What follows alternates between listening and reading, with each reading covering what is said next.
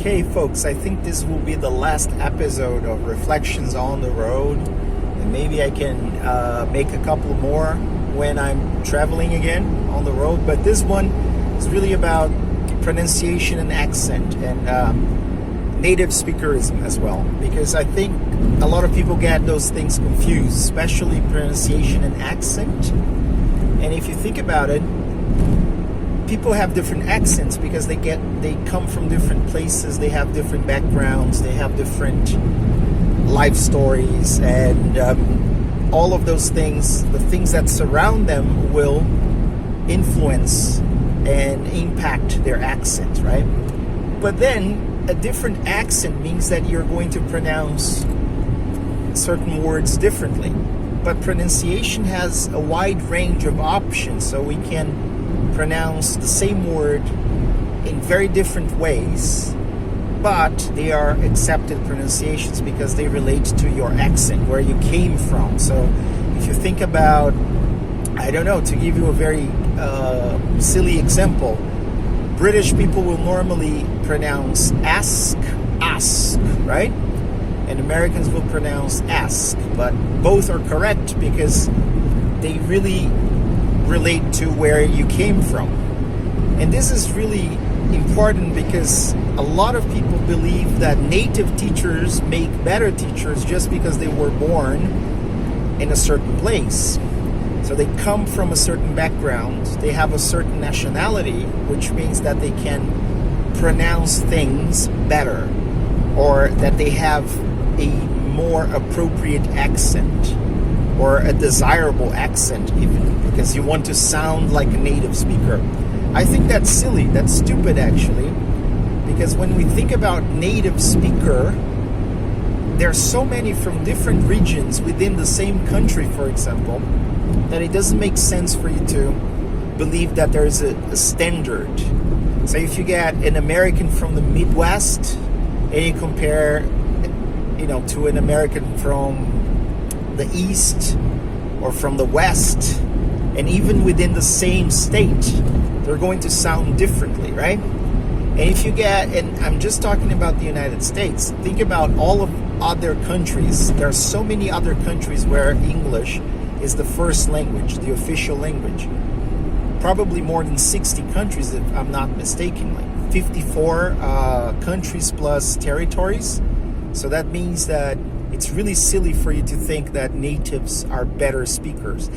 And this causes a huge problem in our industry because you get completely, not qualified, let's say, teachers who come from the United States or England normally, who think that they make better teachers because they were born there, and students buy that. They think just because somebody came from the United States, they're going to be better automatically, right? And that's not true. It couldn't be further from the truth, actually.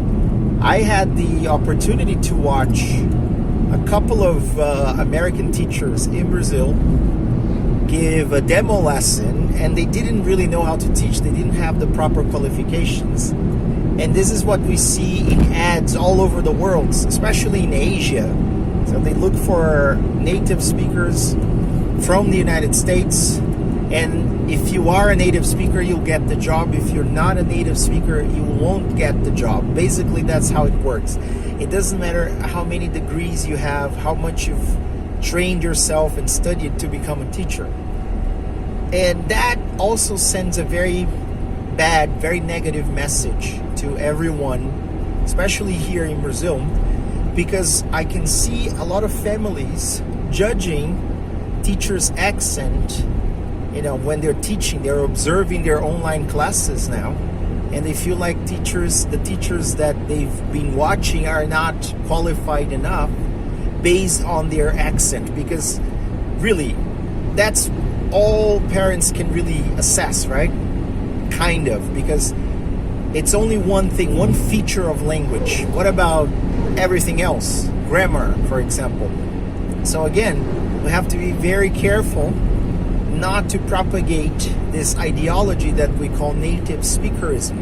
And there is very good reason not to do that, because if you think about how our pronunciation is developed through the years, how there's actually a phonological loop when you are growing up. So there's very interesting research that says that kids who are not exposed to certain phonemes by the age of 10 months, for example, or even 12 months, they will stop hearing those sounds.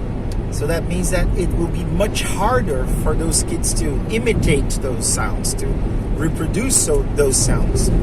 But since Portuguese and English share many common sounds, we can still say or pronounce many sounds without difficulty. But some sounds, the ones that are very different, if we were not exposed to them as kids growing up, then we cannot hear them. Imagine the differences between, let's say, Mandarin and Portuguese or English. So if you're not exposed to those sounds as a baby, you'll never be able to actually hear them, so you cannot really reproduce them, and that means you will have an accent. But an accent is not an impediment to communication. We know that, because if you get any native speaker from any country in the world and you compare it to a non-native speaker, for example, sometimes the native speaker is harder to understand, which means that the non-native speaker is more intelligible. And that's what we have to focus on when we're teaching languages. We have to make people understood, right? They have to be understood by other speakers and listeners of the language. They don't have to sound like an American or a British person or an Australian or an Irish person, right? They have to be intelligible. And because of that, we should never say that come to our school because we have native speakers, or have classes with me because I'm a native speaker. That's actually silly. It's just, it doesn't make any sense. Because a native speaker from where?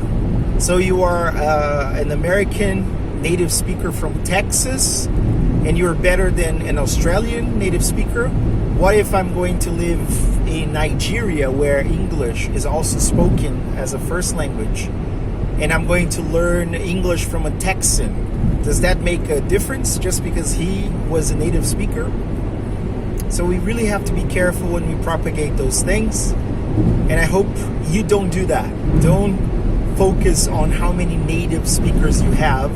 Focus on how many non-native speakers who are qualified that you have. Sorry, bump, didn't see. Now, that's it, folks. I think you have to try to focus on qualification over nationality. And then I'm sure that things are going to get better. And we're going to fight the ideology of native speakerism, all right? So I hope you enjoyed the episodes. Let me know. I will upload this one to YouTube and IGTV. Follow edcrocks.com, my website. In 400 and meters at the roundabout, GPS take again. the second exit onto BR 153. So the second exit, I won't forget that. And also follow EDC Rocks on Instagram. And see you when I see you.